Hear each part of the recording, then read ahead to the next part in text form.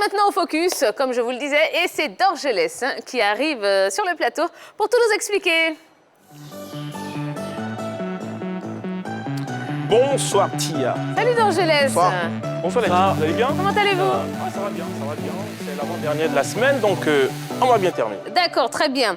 Alors Dorgelès, de quoi est-ce qu'on va parler ce soir, Dorgelès? Tia, le cabinet d'audit KPMG Football Benchmark a dévoilé son habituel top 10 des joueurs les plus cotés au monde. Plus de détails dans cet élément. Le cabinet d'audit KPMG a publié ce mardi le nouveau classement mondial des joueurs de football à la valeur marchande la plus élevée. Le patron de la hiérarchie est toujours Kylian Mbappé. Par rapport à février 2021, date de publication du dernier top 10, le Français voit son prix augmenter de 4 millions. Il atteint désormais une valorisation de 189 millions d'euros, soit 124 milliards de francs CFA. Le Norvégien Erling Haaland, évalué à 131 millions, soit 86 milliards de francs CFA, est lui deuxième. Mohamed Salah, star de Liverpool, est le seul Africain représenté dans ce classement. 8e ex-aequo aux côtés de Kevin De Bruyne et de son coéquipier Trent Alexander-Arnold. Sa valeur culmine à 110 millions d'euros, soit 72 milliards de francs CFA. Ce classement prend en compte les récentes performances des joueurs, leur impact dans leurs clubs respectifs et la durée de leurs différents contrats.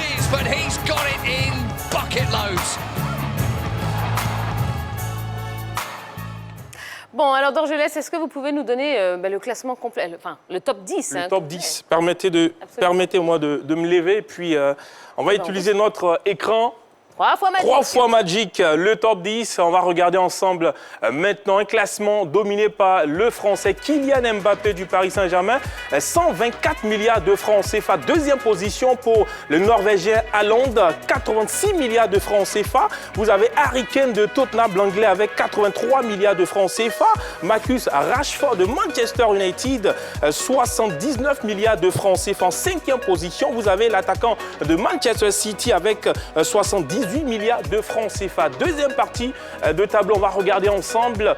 Sixième position pour Neymar, le Brésilien, avec plus de 76 milliards de francs CFA. Kevin De Bruyne, le joueur belge de Manchester City, 74 milliards de francs CFA. Vous avez Sancho, le joueur anglais, avec 72 milliards de francs CFA. Même montant pour Mohamed Salah, à la 9e place, à 72 milliards de francs CFA. Et puis on va terminer avec Alexander-Arnold de Liverpool, 72 milliards de francs CFA.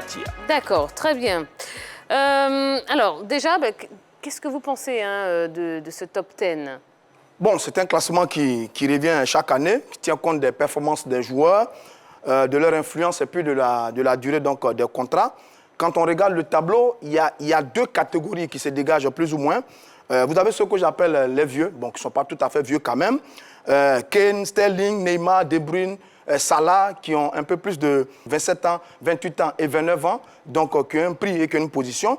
Et puis il y a ceux qui sont un peu plus jeunes, qui ont moins de 23 ans, et donc avec le Mbappé, Haaland, Sancho, avec Alexander également, qui ont moins de 23 ans, et qui sont dans ce groupe-là. Donc on a la performance et l'âge, donc la qualité de jeu et la marge de progression, parce que ça aussi, il faut en tenir compte pour faire ce classement. Mais en même temps, oui, tous les meilleurs joueurs sont quasiment là quand on regarde ce tableau.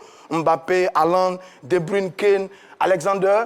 Et puis l'autre élément, c'est qu'on s'éloigne un peu plus de Neymar, de Messi et Cristiano Ronaldo, qui sont en train de sortir du classement. Ça veut dire que les héritiers de ces 2 monstres sont certainement, ou l'héritier est certainement dans ce classement entre la nouvelle génération conduite par Kylian Mbappé, dont tout le monde parle en ce moment, et puis la vieille garde, j'ai envie de dire, conduite par Neymar. Donc l'héritier ou les héritiers de Messi et Ronaldo sont certainement dans ce classement-là. D'accord. Oui, en tout cas, c'est un classement cohérent pour seulement le top 3. Kylian Mbappé, c'est très intéressant. Il a été influent dans l'avancée du Paris Saint-Germain en Ligue des Champions. Erling Braut Haaland, c'est la star montante du football, buteur insatiable. Harry Kane également dans le même style. Mais au niveau de Kevin De Bruyne, à la 7e place, là, ça me paraît discutable quand même. Kevin De Bruyne a été très important dans son rôle, dans l'effectif de Pep Guardiola avec Manchester City, qui a pu même arriver arrivé en finale de la Ligue des Champions, ce qui n'est pas rien. Kevin De Bruyne a été influent en termes de passes décisives, en termes de rayonnement dans le jeu de Manchester City. Donc Kevin De Bruyne à la 7e place, ça me paraît moins cohérent, d'autant plus que Neymar est devant Kevin De Bruyne. Neymar qui véritablement était absent dans les dernières heures de l'épopée du Paris Saint-Germain en Ligue des Champions. Il est 6e, Neymar. Bon, oui, alors, 6e, je mettrais bien Kevin De Bruyne devant Neymar dans ce classement. Est-ce que la popularité ne joue pas également dans ce classement? Bon, je n'ai pas vu ça dans les critères dans tous les cas. C'est de voir que Neymar vient de prolonger avec le Paris Saint-Germain. C'est de voir quelle est la position du contrat de Kevin De Bruyne par rapport à Manchester City. Donc, il y a des éléments qu'il faut regarder. Maintenant, sur le jeu, en termes de jeu réellement, oui, Balou a parfaitement raison.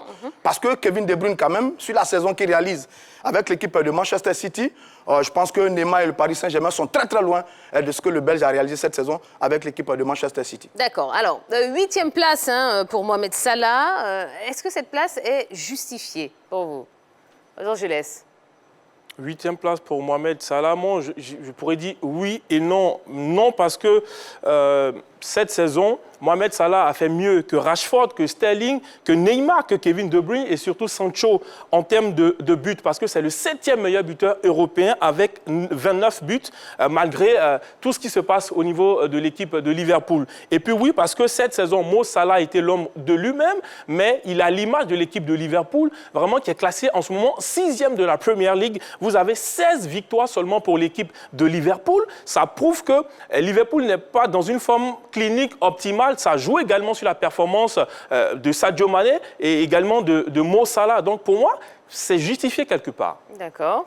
Oui. Oui, justifié. 8e place, pour moi, justifié. Parce que lorsqu'on regarde ses concurrents directs, on a Riyad Mahrez, certes, qui a été très bon, mais qui n'est pas titulaire à Manchester City. Ça a pu jouer dans la balance.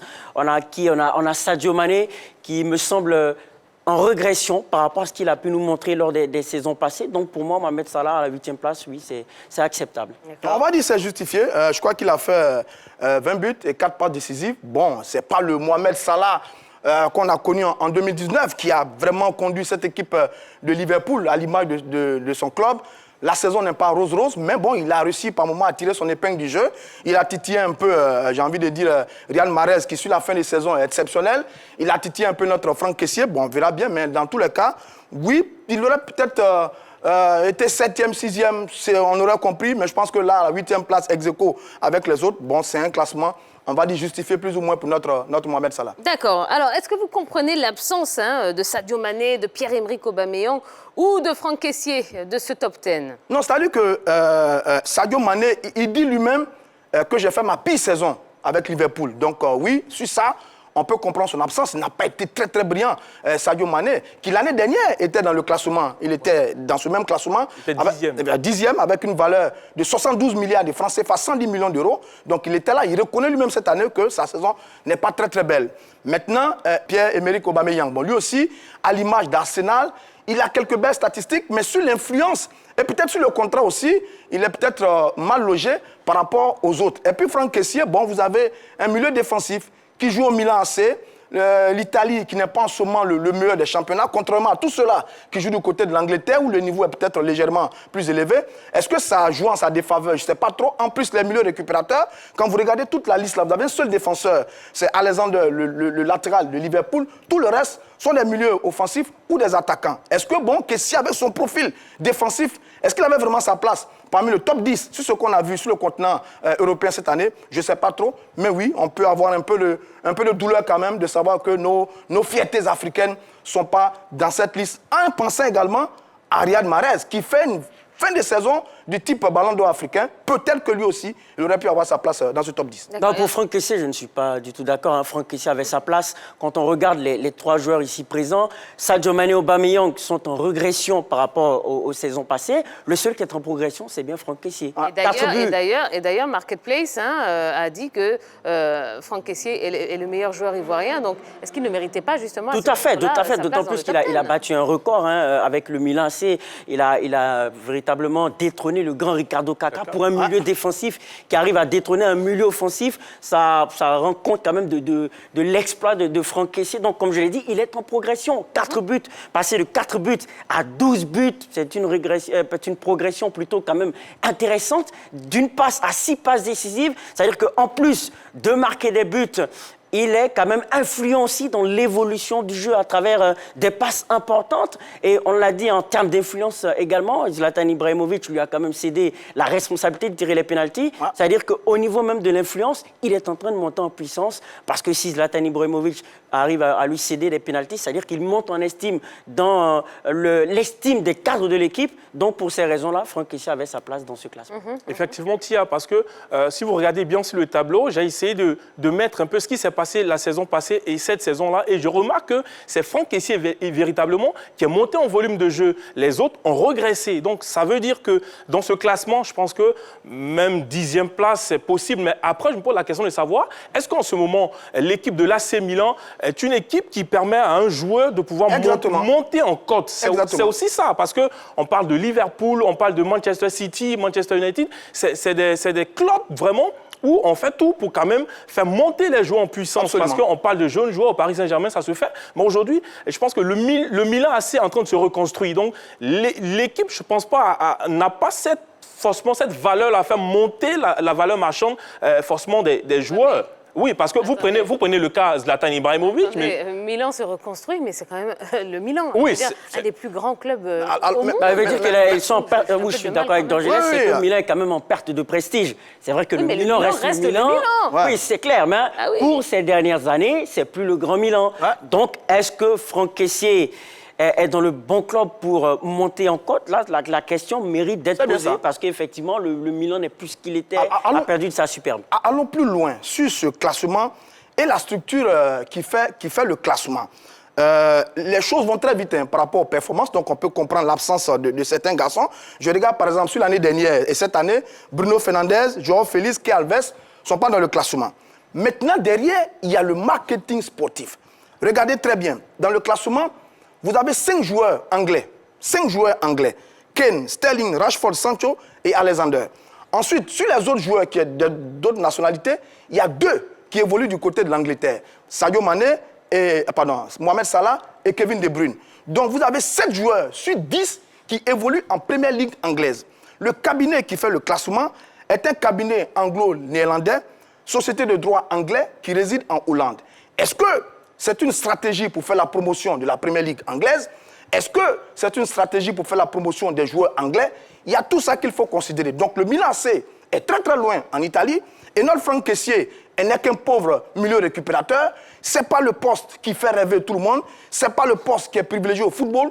Donc quand on combine tous ces éléments, oui, il y a un marketing sportif derrière. La Première Ligue est plébiscitée. La Première Ligue est bien promue. Et le résultat avec 7 joueurs qui évoluent en Première Ligue, dont 5 joueurs anglais sur les 10 par rapport à ce classement. Oui, mais justement, Kessié est convoité par plusieurs clubs anglais. On espère bien. À partir de ce moment, on verra bien ça. Au niveau des performances, c'est vrai que ce n'est pas tellement le même poste, mais je le préfère de loin à Raheem Sterling, c'est ce qu'on a pu voir cette saison. Vers la fin, Sterling vers la fin. Oui, vers la fin, mais quand même, Kessié, oui, en termes de performance, pour moi, Kessié était meilleur que Raheem Sterling. C'est vrai que comparaison n'est pas raison vu qu'ils n'ont pas le même poste. Ah oui. Kessié, quand même, me paraît en termes de performance véritablement au-dessus de Raheem Sterling. D'accord. Bon, et ben voilà, c'était donc le top 10 des joueurs les plus chers du monde. Voilà. Hein, il coûte combien le premier déjà? 124, je crois. 124 milliards. Kylian Mbappé.